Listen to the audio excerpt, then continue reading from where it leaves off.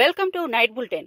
ఇక వార్త వివరాల్లోకి వెళ్తే అధికారాన్ని కోల్పోయిన తర్వాత తెలంగాణ రాజకీయాల్లో కేటీఆర్ హరీష్ రావు ప్రవర్తనపై విమర్శలు వెల్లువెత్తుతున్నాయి. భువనగిరి పార్లమెంట్ సభ్యుడు చామల కిరణ్ కుమార్ రెడ్డి వారిపై నేరుగా సంచలన ఆరోపణలు చేశారు. ఎల్ఎండి ప్రాజెక్టు మద్యం టెండర్ల అంశాలపై తప్పుడు ప్రచారం చేస్తూ ప్రజల్లో అపోహలు సృష్టిస్తున్నారని ఎద్దేవా చేశారు. అధికారంలో లేని సమయంలో కూడా ప్రజలను తప్పుదారి పట్టించే ప్రయత్నం చేయడం బాధాకరమని వ్యాఖ్యానించారు. ప్రజలకు స్పష్టమైన సమాచారం అందించకుండా అపనిందలు మోపడం తప్పని స్పష్టం చేశారు. ప్రజాస్వామ్యంలో ఎన్నికల తీర్పును అంగీకరించడం ప్రతి నేతకు బాధ్యత అని, ఆ బాధ్యతను మరిచి వాగ్దాడితో మాత్రమే నిలబడాలని చూసే నేతలకు రాష్ట్ర ప్రజలు గట్టి బుద్ధి చెబుతారని అన్నారు.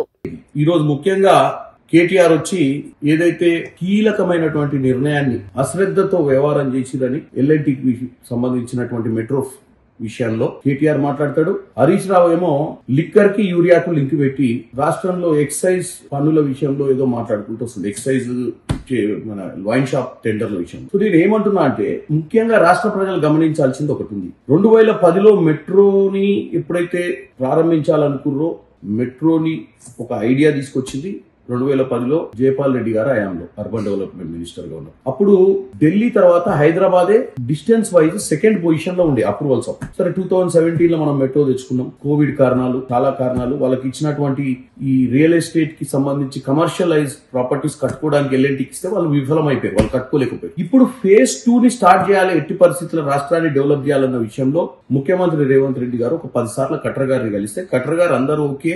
ఎవరు ఖట్టర్ గారు అంటే urban development minister, central government. కాకపోతే ఎల్ఎన్టీ వాళ్లకు మీరు ఫేజ్ 2 స్టేట్ గవర్నమెంట్ కడితే ఈ రెవెన్యూ షేరింగ్ లా అండర్స్టాండింగ్ కుదురుతలేదన్న విషయంలో ఈ రోజు ముఖ్యమంత్రి రేవంత్ రెడ్డి గారు అవుట్ ఆఫ్ ద వే పోయి ఎల్ఎన్టీని కూర్చోబెట్టి మరి మీరిట్లా మీకున్న ఇబ్బందులతోటి మీరు ఫేజ్ 2 ని కనుక డెవలప్ చేయకుండా ప్రయత్నం చేస్తే రాష్ట్రం నష్టపోతుందన్న ఉద్దేశంతో ఎల్ఎన్టీ వారితో చర్చలు జరిపి వారి సానుకూలంగా వారు రాష్ట్రానికే ఫేజ్ 1 ఫేజ్ 2 రెండు చేసుకునే విధంగా ఒప్పుకునే విధంగా ముఖ్యమంత్రి గారు చేసినటువంటి ప్రయత్నం ఫలించింది. గతంలో వీళ్ళు ఏం చేయకుండా ఇటు అన్ని లక్షల కోట్లు ఖర్చు పెట్టిన బీఆర్ఎస్ పార్టీ కేవలం కాళేశ్వరం మీద పెట్టిన కాన్సన్ట్రేషన్ కనుక హైదరాబాద్ మీద పెట్టుంటే ఫేజ్ 2 అయ్యేది, RRR అయ్యేది, ఇంకా ఎన్నో పనులు అయిపోయాయి హైదరాబాద్ లో. కానీ వాళ్ళకి ఏంది కమిషన్ల కోసం అని చెప్పి కకృతి పడి ఉన్న డబ్బులన్నీ కాళేశ్వరంలో పెట్టినటువంటి పరిస్థితి వాళ్ళకి. ఇప్పుడు రేవంత్ రెడ్డి గారు హైదరాబాద్ నగరంలో ఏదైనా మంచి కార్యక్రమం చేసి మూసి ప్రక్షాళన చేసినా, RRR చేసినా, మెట్రో చేసినా, ఏదైతే హైదరాబాద్ లో ఎక్కువ సీట్లు వచ్చిన బీఆర్ఎస్ పార్టీకి నష్టం జరుగుద్దన్న ఉద్దేశంలో విష ప్రచారం చేసే ప్రయత్నం చేస్తుండ్రు కేటీఆర్. రేవంత్ రెడ్డి గారు ఎట్టి పరిస్థితులు మెట్రో ఫేజ్ 2 చేయాలి, మూసీ ప్రక్షాళన చేయాలి, RRR చేయాలి కాబట్టి అవుట్ ఆఫ్ ద వే పోయి చేస్తుంది. ఆల్రెడీ చెడు ప్రచారం చేసుకుంటూ మెట్రోకి ఇచ్చినటువంటి ఆస్తులను వాళ్ళు ఏది కమర్షియల్ కట్టలేని ప్రాపర్టీస్ విషయంలో కూడా ఏదో జరుగుతుందని, వీటన్నిటిని దగ్గరోళ్ళకి ఇచ్చి వాళ్లకు ఈ ఆస్తులన్నీ అంటగడతారని ముఖ్యమంత్రి గారు ఒక స్కెచ్ చేసిందని తప్పుడు ప్రచారం చేసింది. ముఖ్యమంత్రి గారికి ఒకరే ఒక ఆలోచన, మెట్రో ఫేజ్ 2 ని ఎట్టి పరిస్థితిలో మన ప్రజలకు అందించి హైదరాబాద్ నగరాన్ని ఒక మంచి నగరంగా, ప్రపంచంలో ఖ్యాతి గడించే నగరంగా తయారు చేయాలన్న ఉద్దేశంతో బీసీల రిజర్వేషన్ల అంశం మరోసారి రాజకీయ వర్గాల్లో చర్చనీయాంశమైంది. మంత్రి పొన్నం ప్రభాకర్ మాట్లాడుతూ బలహీన వర్గాల నోటికాడి ముద్దలాక్కోవడం ఎవరికీ తగదని హెచ్చరించారు. స్థానిక సంస్థల ఎన్నికల్లో బీసీలకు 42% రిజర్వేషన్లను అమలు చేస్తామని స్పష్టం చేశారు. కేంద్రం మరియు ప్రతిపక్షాలు ఎలాంటి అడ్డంకులు సృష్టించినా ప్రభుత్వం వెనకడుగు వేయదని ధృవీకరించారు. 10% ఈడబ్ల్యూఎస్ రిజర్వేషన్లు ఇచ్చినప్పుడు ఎవరూ వ్యతిరేకించలేదని, బీసీలకు హక్కుగా లభించే రిజర్వేషన్లను ఇవ్వడంలో రాజ్యాంగపరమైన ఎలాంటి ఇబ్బందులు ఉండవని వివరించారు. రాష్ట్రంలో సమాజంలోని ప్రతి వర్గానికి న్యాయం చేయాలనే లక్ష్యంతో కృషి చేస్తున్నామని అన్నారు. వ్యతిరేకించలే, అందరికీ న్యాయం జరగాలని కోరుకుంటా ఉన్నాం. ఇందులో రాజ్యాంగబద్ధంగా ఉన్నటువంటి ఎస్సీల రిజర్వేషన్లకు ఎక్కడ ఇబ్బంది జరగదు, రాజ్యాంగబద్ధంగా ఉన్న ఎస్టీలకు ఎక్కడ రిజర్వేషన్ ఇబ్బంది కలగదు, కేంద్ర ప్రభుత్వం ఇచ్చిన 10% ఈడబ్ల్యూఎస్ కూడా ఇబ్బంది జరగదు. మా హక్కు కోసం మేమేదో ప్రాధాయపడి ప్రభుత్వం రాహుల్ గాంధీ గారి మాట ప్రకారంగా గౌరవ ముఖ్యమంత్రి రేవంత్ రెడ్డి గారి ప్రజాపాలన ప్రభుత్వం నిర్ణయం తీసుకుంటే ఆ నోటిగాడి ముద్దను కొట్టే ప్రయత్నం జరుగుతుంది. దయచేసి నేను కోర్టులకు ఎదులొద్దనను, న్యాయస్థానాల పట్ల గౌరవం ఉంది. కానీ ఇప్పటికే తమిళనాడులో కూడా 69% రిజర్వేషన్ జరుగుతుంది. కొత్త కాదు, ఎవరి హక్కును గుద్దుకుంటున్నది కాదు. కాబట్టి వారందరికీ మరొకసారి తెలంగాణ ప్రభుత్వం పక్షాన బలహీన వర్గాల బిడ్డగా, బలహీన వర్గాల మంత్రిగా, ప్రజాస్వామ్యంలో ఆనాడు తెలంగాణకు సకల జనులు ఎట్లా కొట్లాడుకున్నారో ఇవాళ ప్రభుత్వం ఇస్తున్న ఈ యొక్క 42% రిజర్వేషన్ కాపాడుకునే బాధ్యత తెలంగాణ సమాజం మీద ఉన్నది. బలహీన వర్గాల మేధావులు ఇది ఇవాళ రాజకీయ రిజర్వేషన్లే కాదు, విద్యా ఉపాధిలో కూడా వస్తుంది. బలహీన వర్గాల అభ్యున్నతి కొరకు కాంగ్రెస్ అంటేనే సామాజిక న్యాయానికి ఛాంపియన్. ప్రభుత్వం మీ పక్షాన ఉంది, ప్రభుత్వం ఆలోచన మీ పక్షాన ఉంది. దాని ప్రకారంగా జీవోలు వచ్చినాయి, చట్టాలు చేయబడ్డాయి. వాటిని కాపాడుకునే ప్రయత్నంలో ఎవరికి ఎంత శక్తి ఉంటే వారంతతోటి ఈ 42% తెలంగాణ ఆర్థిక వ్యవస్థను భవిష్యత్తులో ప్రపంచ స్థాయికి తీసుకెళ్లే ప్రణాళికలు సిద్దమవుతున్నాయి. ముఖ్యమంత్రి రేవంత్ రెడ్డి మాట్లాడుతూ రాష్ట్రం 2034 నాటికి $1 ట్రిలియన్ ఎకానమీగా, 2047 నాటికి $3 ట్రిలియన్ ఎకానమీగా ఎదగాలని లక్ష్యంగా పెట్టుకున్నామని వెల్లడించారు. ఇందుకోసం యువతలో నైపుణ్యాలను పెంపొందించడం అత్యంత అవసరమని ఆయన తెలిపారు. విద్యార్థులు చదువుతో పాటు ఆధునిక సాంకేతిక నైపుణ్యాలను పొందేలా చర్యలు తీసుకుంటామని చెప్పారు. ఈ క్రమంలో టాటా టెక్నాలజీతో చర్చలు జరిపామని, త్వరలో ప్రత్యేక ప్రాజెక్టులు అమలు చేయనున్నామని పేర్కొన్నారు. రాష్ట్రం అభివృద్ధి చెందాలి. ఈనాడు దేశంలో 2.5% జనాభా ఉన్న మనము 5% జీడీపీని ఇస్తున్నాం ఈ దేశానికి. రాబోయే రోజుల్లో ఈ 5%ని 10%కి పెంచే విధంగా తెలంగాణ రాష్ట్రాన్ని అభివృద్ధి పదం వైపు నడిపించాలని, ముఖ్యంగా ఈ రాష్ట్రాన్ని అభివృద్ధి పదం వైపు నడిపించాలి అంటే చదువుతో పాటు ఈ విద్యార్థులకు సాంకేతిక నైపుణ్యాన్ని నేర్పించాలి అనేదే తెలంగాణ రాష్ట్ర ప్రభుత్వం యొక్క లక్ష్యం. దాంట్లో భాగంగానే టాటా సంస్థతో ఎంఓయూ చేసి పోయిన సంవత్సరం సరిగ్గా ఇదే సమయంలో ఇదే మల్లెపల్లిలో ఇక్కడనే 4 ఏటీసీల కోసం పునాది రాయి వేసుకోవడం జరిగింది. ఆ రోజు కొంతమంది విమర్శించారు, ఇది పునాది రాళ్లలాగానే మిగిలిపోతాయని. ఆనాడు నేను చెప్పిన తెలంగాణ రాష్ట్రంలో లేదా ఆనాడు ఉమ్మడి రాష్ట్రంలో మొట్టమొదట 1956లో ఐటీఐలను ప్రారంభించడం జరిగింది. ఇండస్ట్రియల్ ట్రైనింగ్ ఇన్స్టిట్యూట్ ఉమ్మడి ఆంధ్రప్రదేశ్లో మొట్టమొదటిది 1956లో ప్రారంభించారు. ఆ తర్వాత కాలక్రమేణా తెలంగాణ రాష్ట్రంలో 65 ఐటీఐలుగా ఇవన్నీ పెరుగుతూ వచ్చినాయి. ఒకప్పుడు ఐటీఐలో చదువుకున్న వాళ్ళకు, శిక్షణ పొందిన వాళ్ళకు కొంతమేరకు ఉద్యోగాలు వచ్చేవి. కాలక్రమేణా అక్కడ నేర్పిస్తున్న సాంకేతిక నైపుణ్యానికి మూసీ నది వరదలపై ఎమ్మెల్సీ బల్మూరి వెంకట్ తీవ్ర వ్యాఖ్యలు చేశారు. గతంలో మూసీ ప్రక్షాళనకు వ్యతిరేకంగా కిషన్ రెడ్డి, బీజేపీ నేతలు ఒకరోజు నిద్రపోయారని గుర్తు చేశారు. అంబర్పేట నియోజకవర్గం ప్రజలు ఎన్నోసార్లు కిషన్ రెడ్డిని గెలిపించారు, కానీ ఇప్పుడు వరద సమస్య వచ్చినప్పుడు ఆయనే కనిపించడం లేదని అన్నారు. ప్రజలు ఇబ్బందులు పడుతున్న సమయంలో నేతలు మౌనం వహించడం బాధాకరమని మండిపడ్డారు. వరద ముప్పును తగ్గించడానికి తక్షణ చర్యలు తీసుకోవాలని ప్రభుత్వాన్ని కోరారు. ఇప్పుడు వచ్చి నిద్ర చేస్తేనే నేతలకు ప్రజలు ఎదుర్కొంటున్న కష్టాలు తెలుస్తాయని వ్యాఖ్యానించారు. హైడ్రాని తీసుకొని వచ్చి హైడ్రా దాన్ని అక్కడ ప్రజలతోటి మాట్లాడి ఈ సమస్య రాకుండా, వర్షాకాలం వస్తే ఎక్కువ వర్షం పడితే ఇటువంటి సమస్య లేవనెత్తుతుంది కాబట్టి ఇటువంటి సమస్య రాకుండా ప్రయత్నం చేసిన సందర్భాలలో ఆ రోజు మన కేంద్ర మంత్రి కిషన్ రెడ్డి గారు ఎక్కడైతే ఇప్పుడు వరద వచ్చిందో ఈ వరద వచ్చిన ఇదే కృష్ణానగర్కి, అదేవిధంగా దుర్గా నగర్కి మధ్యలో ఉన్న లంకలో వారు ఆ రోజు వెళ్ళి పడుకోవడం జరిగింది. రామచంద్రరావు గారు మరొక దిక్కు కిషన్ రెడ్డి గారు, మరో దిక్కు ఈటల రాజేందర్ గారు పోయి ప్రాంతాల్లో పండుకొని సాక్స్లు వేసుకొని మస్కిటో కాయిల్స్ పెట్టుకొని మరి పండుకుంటే ఇబ్బంది అవుతుందని చెప్పి ఏ రకంగా ఆ రోజు వారు పండుకొని దీన్ని రాజకీయం చేసిరో మనం చూసినాం. ఈరోజు అడుగుతున్నా నేను కిషన్ రెడ్డి గారు, అనేక సందర్భాల్లో ఇదే అంబర్పేట నియోజకవర్గంకి వెళ్ళి ప్రజలు మిమ్మల్ని ఓట్లేసి గెలిపించారు. మరి ఆ రోజు నువ్వు రాజకీయం కోసము మూసీని ప్రక్షాళన చేస్తాము, మూసీని ప్రక్షాళన చేయాల్సిన అవసరం ఉందని చెప్పి ముఖ్యమంత్రి గారు మాట్లాడితే సాక్స్లు వేసుకొని పోయి పన్న నువ్వు ఇవాళ ఏడవైనావు, గాడిద పనులు తోముతున్నావు. అయ్యల్లా నువ్వు ఆ రోజు పన్న స్థలంలోనే, ఆ రోజు నువ్వు నివసించిన స్థలంలోనే, ఆ రోజు ఒక్క రాత్రి నువ్వు ఉన్న స్థలంలోనే ఈరోజు వరద నీళ్ళు వచ్చినాయి. ప్రజలు అక్కడ ఉండలేని పరిస్థితిలో ఉన్నారు. ఇవాళ పోయి పండుకో, ఇవాళ పోయి భారతీయ జనతా పార్టీ నాయకులు, ఎమ్మెల్యేలు, ఎంపీలు, కేంద్ర మంత్రులు అందరూ పోయి రాత్రి ఆడ నివసించండి, తెలుస్తుంది ఆడ ప్రజలు పడుతున్న బాధలేందో తెలుస్తాయి. మెడికల్ కాలేజీల ప్రైవేటీకరణపై ఆందోళనలు ఉధృతమవుతున్నాయి. కాకినాడ కలెక్టరేట్ వద్ద వైఎస్సార్సీపీ లీగల్ టీం పెద్ద ఎత్తున నిరసన చేపట్టింది. ప్రభుత్వ నిర్ణయాన్ని వెంటనే వెనక్కి తీసుకోవాలని వారు డిమాండ్ చేశారు. లీగల్ టీం అధ్యక్షుడు ఆదిత్య కుమార్ మాట్లాడుతూ పీపీపీ విధానం పేద విద్యార్థుల వైద్య విద్యపై తీవ్ర ప్రభావం చూపుతుందని హెచ్చరించారు. ఇప్పటి వరకు వైఎస్సార్సీపీ ప్రభుత్వం లానేస్తం వంటి పథకాల ద్వారా పేద విద్యార్థులకు ఉపశమనం కల్పించిందని గుర్తు చేశారు. కానీ ప్రస్తుత ప్రభుత్వం ఆ పథకాలను నిలిపివేయడంతో పాటు మెడికల్ కాలేజీలను ప్రైవేట్ రంగానికి అప్పగించడం దారుణమని అన్నారు. ఆల్రెడీ 5 మెడికల్ కాలేజీలు ప్రారంభించడం జరిగింది. వాటిలో ఇవాళ విద్యార్థులు చదువుతున్నారు. అలాగే ఇంకో 2 మెడికల్ కాలేజీలు పులివెందుల, పాడేరు కూడా పూర్తయిపోయింది. అటువంటి పరిస్థితుల్లో ఈ 10 మెడికల్ కాలేజీలని పీపీపీ పద్ధతిలో ఇస్తానని చెప్పి చంద్రబాబు నాయుడు గారు కూటమి ప్రభుత్వం నిర్ణయించడం చాలా దురదృష్టం. ఎందుకంటే వాళ్ళు చెప్పే కారణం ఒకటే, 6,000 కోట్లు ఖర్చు అవుతుంది. 6,000 కోట్లు ఖర్చు అవుతుంది అనే ఈ ప్రభుత్వం మరి జగన్మోహన్ రెడ్డి 5 కాలేజీలు కేవలం 7 కాలేజీలు 3 సంవత్సరాల్లో ప్రభుత్వ సొమ్ముతో కట్టారు. ఈ రోజు మరి ఈ 5,000-6,000 కోట్లు కూడా ఖర్చు చేయని పరిస్థితుల్లో ప్రభుత్వం ఉందా అంటే ఖచ్చితంగా లేదు. ఎందుకంటే ప్రభుత్వం దగ్గర లాస్ట్ ఇయర్ 24-25 లో ఎన్నో పథకాలని ఆపేశారు. ఇవన్నీ కూడా జగన్మోహన్ రెడ్డి గారు ఇస్తున్న పథకాలను ఆపేశారు. అందులో అన్నింటిలో కూడా ఉంది చాలా పథకాలు. అందులో మా లా నేస్తం ఒకటి. లా విద్యార్థులకు 5,000 రూపాయలు స్టైఫండ్ ఇచ్చేవారు ప్రతి నెల కూడా. ఆ 5,000 రూపాయలని కూటమి ప్రభుత్వం ఎన్నికల వాగ్దానం 10,000 చేస్తానంది.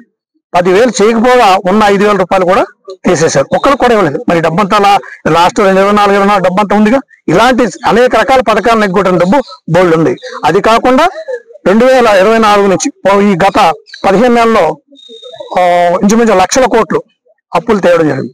మరి ఇవన్నిటిని ఉపయోగించుకొని మన ప్రభుత్వ ఇన్ఫ్రాస్ట్రక్చర్ ని డెవలప్ చేయడం, సంపద సృష్టి అంటే ఏంటి, మన ఉన్న బిల్డింగ్ని కట్టడం, వాటిల్లో మన వైద్యం విద్య అందించడం, జనాల్ని బాగా డాక్టర్స్ తయారు చేయడం. ఇది సంపద సృష్టి అంటే. సంపద సృష్టి అంటే ప్రైవేటైజేషన్ చేసి ప్రైవేట్ వాళ్ళకి అప్పచెప్పడం కాదు. ఖచ్చితంగా ప్రైవేట్ వాళ్ళ ఇన్వాల్వ్మెంట్ ఉంది అంటే వాళ్ళ డబ్బు ఎవరి దగ్గర నుంచి వసూలు చేస్తారు, మళ్ళీ పబ్లిక్ దగ్గర నుంచి వసూలు చేస్తారు. సో ఇవన్నీ కూడా రేపొద్దున విద్య వైద్యం కూడా భారం అయ్యే పరిస్థితి ఉంది. కాబట్టి ఖచ్చితంగా ఈ యొక్క నిర్ణయాన్ని మేము పూర్తిగా వ్యతిరేకిస్తున్నాం. ఖచ్చితంగా మెడికల్ కాలేజీలు, హాస్పిటల్స్ మీరు కోవిడ్ లో కూడా చూశారు. కోవిడ్ లో అంత పెద్ద పాండమిక్ టైంలో కూడా కేవలం గవర్నమెంట్ హాస్పిటల్స్ లో ₹1 ఖర్చు లేకుండా బయటకు పడ్డారు. అదే ప్రైవేట్ హాస్పిటల్లో బతకొచ్చు కానీ కొన్ని వేల రూపాయలు ఇవాళ చాలా మంది నష్టపోయి రోడ్ల మీద దిక్కులేని పరిస్థితుల్లో ఉన్నారు. కాబట్టి ఖచ్చితంగా ఈ మెడికల్ కాలేజీని కూడా ప్రభుత్వం కట్టాలి. అలాగే ఈ మెడికల్ కాలేజ్తో పాటు ఈ హాస్పిటల్ అని కూడా ప్రభుత్వం రన్ చేయాలి అని మేము కోరుకుంటూ దీన్ని నిరసన వ్యక్తం చేస్తూ జిల్లా వ్యాప్తంగా వచ్చిన న్యాయవాదులందరూ కూడా గౌరవ కలెక్టర్ గారికి రిప్రజెంటేషన్. బీసీల రిజర్వేషన్ల అంశంలో సీఎం రేవంత్ రెడ్డి తీసుకున్న నిర్ణయాన్ని ప్రభుత్వ విప్ బీర్లా ఐలయ్య స్వాగతించారు. స్థానిక సంస్థల ఎన్నికల్లో బీసీలకు 42% రిజర్వేషన్లు కల్పిస్తూ జీవో విడుదల చేయడం చారిత్రాత్మకమని అన్నారు. కేంద్రం పట్టించుకోకపోయినా సీఎం రేవంత్ బీసీలకు పెద్దనలా నిలబడ్డారని ప్రశంసించారు. బీఆర్ఎస్, బీజేపీలు బీసీల హక్కులను అడ్డుకోవాలని చూశాయని ఆరోపించారు. కానీ కాంగ్రెస్ ప్రభుత్వం బలహీన వర్గాలకు న్యాయం చేస్తోందని పేర్కొన్నారు. బీసీలకు రాజ్యాధికారం రావద్దనే కుట్రలు జరిగినా ప్రజలు వాటిని తిరస్కరిస్తారని అన్నారు. స్థానిక సంస్థల బీసీల పిల్లలు కాంగ్రెస్ పార్టీకి అండగా నిలవాలని పిలుపునిచ్చారు. రిజర్వేషన్లు బలహీన వర్గాల శ్రేయస్సు కోసం అవసరమని, దీనికోసం కాంగ్రెస్ ప్రభుత్వం చిత్తశుద్దితో కృషి చేస్తోందని స్పష్టం చేశారు. ప్రత్యేకంగా ధన్యవాదాలు తెలియజేస్తున్నాం.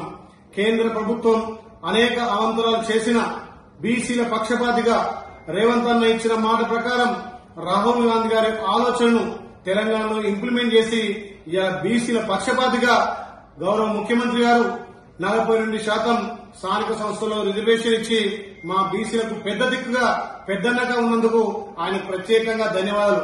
ఇలా బీజేపీ, బీఆర్ఎస్ రెండు కూడా బీసీలను అనగదొక్కాలని చెప్పి, బీసీలకు రాజ్యాధికారం రావద్దని చెప్పి ఇలా చేస్తున్నటువంటి కుట్ర ఛేదించి బీసీల పక్షపాతిగా ప్రత్యేక జీవో ద్వారా బీసీలకు 42% స్థానిక సంస్థల్లో రిజర్వేషన్ కల్పించినందుకు గౌరవ ముఖ్యమంత్రి ప్రత్యేకంగా ధన్యవాదాలు తెలియజేస్తూ, బీసీ బిడ్డలారా మీరు ఆలోచన చేయండి.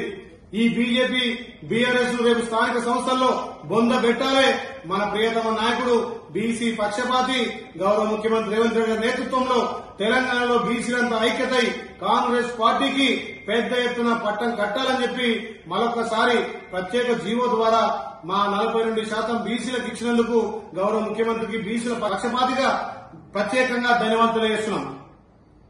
హైడ్రా కమిషనర్ రంగనాథ్ నార్సింగి ప్రాంతంలో ఓఆర్ఆర్ మీద నుంచి గండిపేట వైపు ప్రవహిస్తున్న వరద ఉధృతిని అధికారులతో కలిసి పరిశీలించారు. వరద ప్రభావిత ప్రాంతాలను సందర్శించి స్థానిక ప్రజలతో మాట్లాడి వారి సమస్యలు తెలుసుకున్నారు. నీటి ప్రవాహం అడ్డంకులు లేకుండా కొనసాగడానికి చర్యలు తీసుకోవాలని అధికారులకు సూచించారు. భవిష్యత్తులో ఇలాంటి సమస్యలు మళ్లీ రాకుండా శాశ్వత ప్రణాళికలు సిద్దం చేయాలని ఆదేశించారు. నీటిని సురక్షితంగా మళ్లించే విధంగా డ్రైనేజీ వ్యవస్థను బలపరచాలని చెప్పారు. స్థానిక ప్రజలు తమ ఇండ్లు, ఆస్తులు వరదల వల్ల నష్టపోతున్నాయని వివరించగా వెంటనే సహాయక చర్యలు చేపడతామని కమిషనర్ హామీ ఇచ్చారు.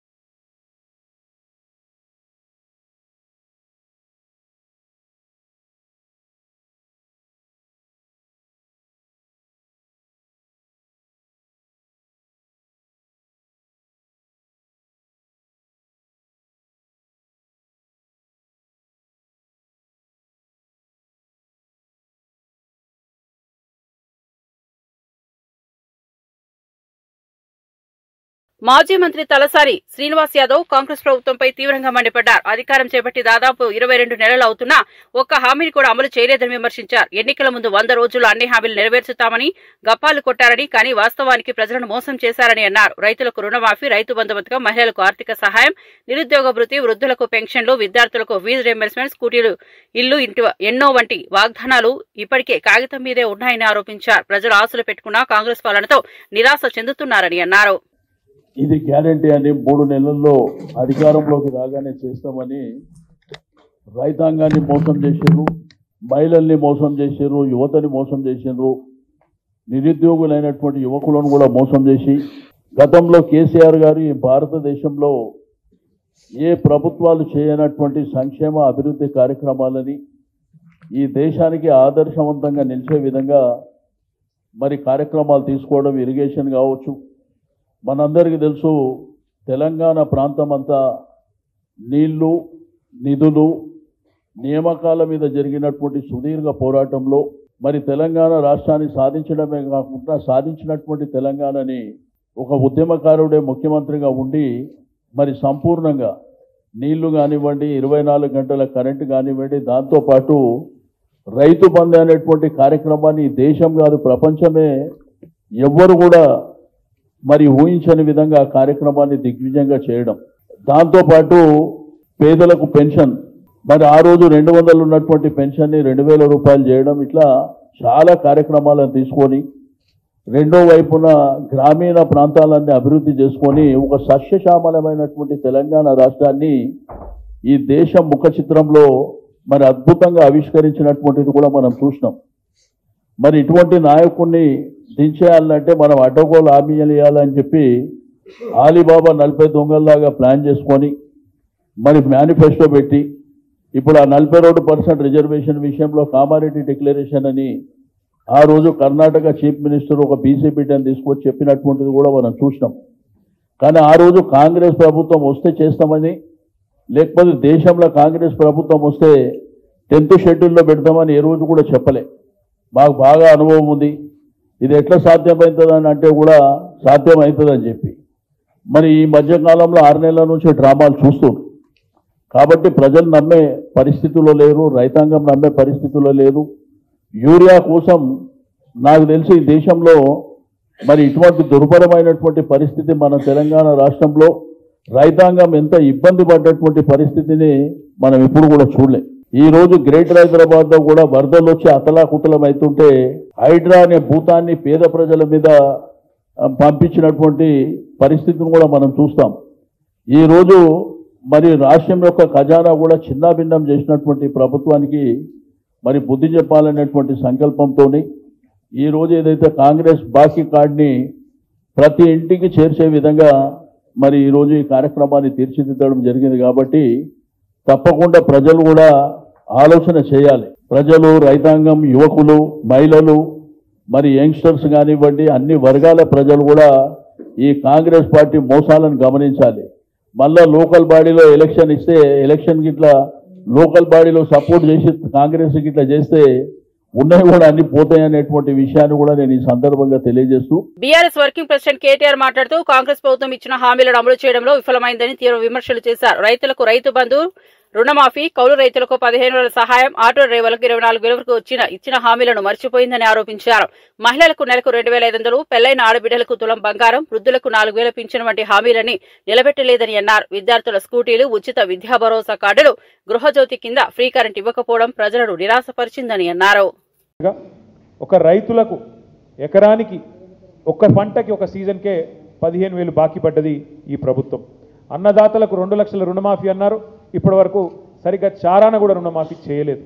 కౌలు రైతులకు 15,000 బాకీ, రైతు కూలీలకు 12,000 బాకీ, ఆటో అన్నలకు దాదాపు 24,000 బాకీ, మహిళలకు నెలకు 2,500 రూపాయలు బాకీ, పెళ్లైన ఆడబిడ్డలకు తులం బంగారం బాకీ, మా పేద అవ్వలు తాతలకు నెలకు 4,000 బాకీ, చదువుకునే విద్యార్థినులకు స్కూటీలు బాకీ, అట్లాగే అన్ని రకాల వరికి 500 రూపాయల బోనస్ బాకీ, అందరికీ అందలేదు 200 యూనిట్ల గృహజ్యోతి చాలామందికి బాకీ, పేదలకు ఇస్తామన్న ఇందిరమ్మ ఇల్లు బాకీ, ఉద్యమకారులకు 250 చదరపు అడుగుల స్థలం బాకీ, అట్లాగే యువతకు 5 లక్షల విద్యా భరోసా కార్డు బాకీ, 4 కోట్ల మంది రేవంత్ రెడ్డి గారికి పడ్డ బాకీని గుర్తు చేయడానికే, 4 కోట్ల మంది కాంగ్రెస్ పడ్డ బాకీని గుర్తు చేయడానికే ఈ బాకీ కార్డు తీసుకొస్తా ఉన్నాం.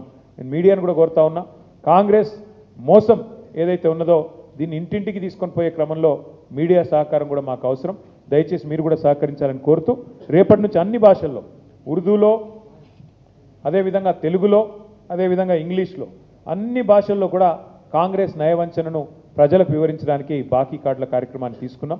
ఇంటింటికి తీసుకొని పోతాం, తప్పకుండా ప్రజల్ని జాగృతం చేస్తాం. కాంగ్రెస్ మోసాన్ని మా మీద కేసులు పెట్టినా, మా మీద ఏ రకంగా మమ్మల్ని వేధించే ప్రయత్నం చేసినా భయపడేది లేదు.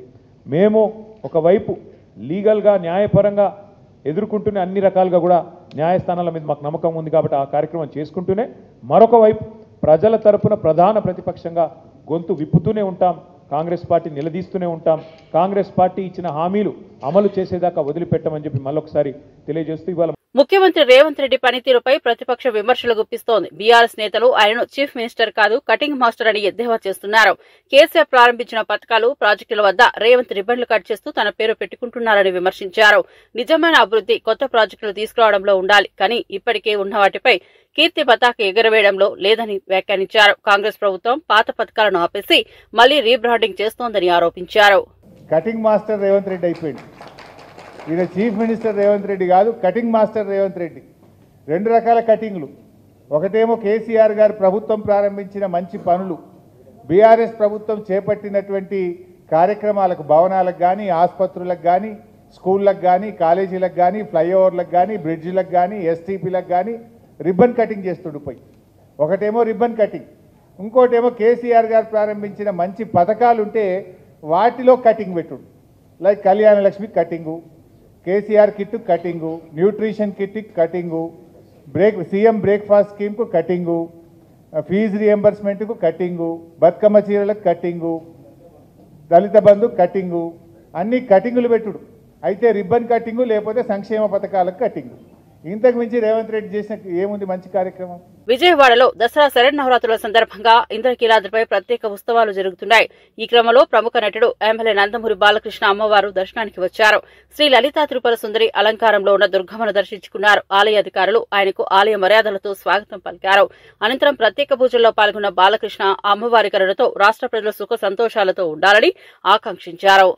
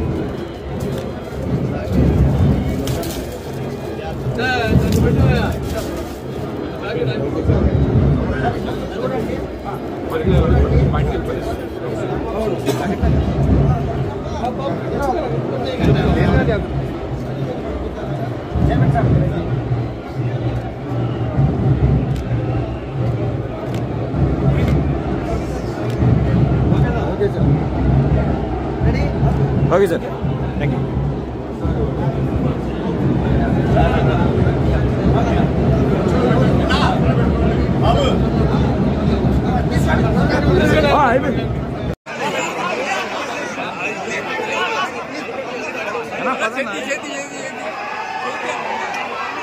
తిరుమలలో జరుగుతున్న బ్రహ్మోత్సవాలు అంగరంగ వైభవంగా సాగుతున్నాయి. టీటీడీ చైర్మన్ బీఆర్ నాయుడు ఏర్పాట్లను సమీక్షిస్తూ ఎక్కడా ఎటువంటి లోటు లేకుండా భక్తులకు అన్ని సౌకర్యాలు కల్పిస్తున్నామని తెలిపారు.